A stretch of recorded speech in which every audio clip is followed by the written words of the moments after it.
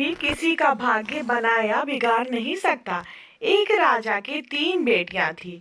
एक दिन उसने अपनी बेटियों को बुलाकर कहा, मेरे पास जो भी है वो सब तुम्हारा है। तुम तीनों को मुझसे ही जीवन मिला है। मेरी इच्छा अनुसार ही तुम तीनों का भूत, वर्तमान और भविष्य बना हुआ है, जो आगे भी ऐसे ही बना रहेगा। मैं ही तुम तीनों का भाग्य बनाता हूँ। राजा की यह बात सुनकर उनकी 2 बेटियों ने शांत मन से राजा की बात में हामी भर दी। लेकिन तीसरी बेटी ने ऐसा नहीं किया। उसने कहा, नहीं, मुझे तो नहीं लगता है कि आपके हाथ में मेरा भाग्य है। राजा यह सुनते ही गुस्से में आ गया। उसने अपनी तीसरी बेटी की कही बातों को एक चुनौती के रूप में स्वीकार किया और उसे जेल में बंदी बना दिया। इस वजह से राजा की तीसरी बेटी कई सालों तक जेल में ही बंद रही। राजा और उसकी बाकी की बेटियां राजसी जीवन जीते रहे। राजा मन ही मन सोचता है कि यह मेरा ही हुक्म है जो मेरी जिद्दी बेटी जेल में कैद है।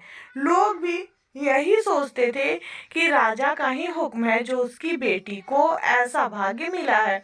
उन्हें लगता था कि राजा की तीसरी बेटी ने जरूर कोई गलत कार्य किया होगा, तभी उसे जेल में कैद करके रखा गया है, वरना कोई भी पिता अपनी बेटी के साथ भला ऐसा क्यों करेगा। राजा कभी कभी जेल में कैद अपनी तीसरी बेटी से मिलने के लिए जाता था।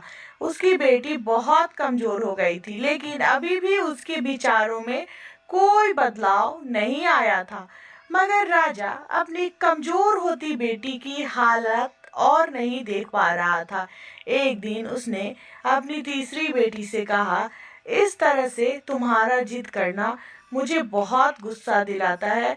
अगर तुम इसी तरह मेरी आंखों के सामने रही तो गुस्से में मैं ना जाने क्या कर बैठूंगा। इसीलिए मैंने सोचा है कि तुम अब मेरे राज्य के पास के ही एक जंगल वाली जमीन पर जानवरों के साथ रहोगी।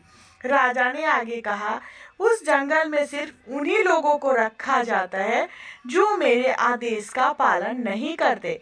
इसके बाद तीसरी बेटी को उस जंगल की जमीन पर रहने के लिए भेज दिया गया। वहाँ की खुली हवा में रहते हुए और फल फूल खाते खाते वो जल्द ही पूरी तरह से स्वस्थ हो गई। उसके पास रहने के लिए सिर्फ गुफा थी। उसने वहाँ पर खेती करना भी शुरू कर दिया। गुफा को उसने घर की तरह सजा लिया था और खुशी खुशी वहीं रहती थी। एक दिन वहां पर एक भटकता हुआ राहगीर आ पहुंचा।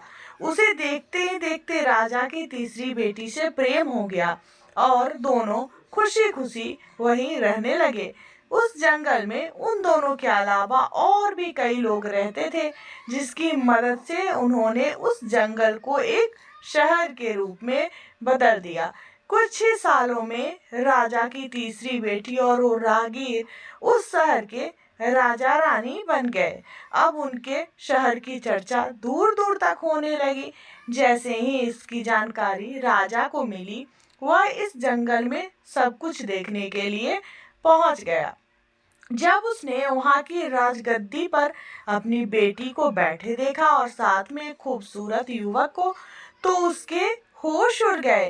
राजा की बेटी ने अपने महल में अपने पिता का पूरे सम्मान के साथ स्वागत किया।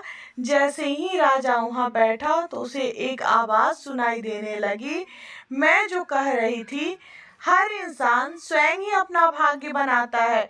कोई अन्य इंसान किसी और का भाग्य नहीं बना सकता।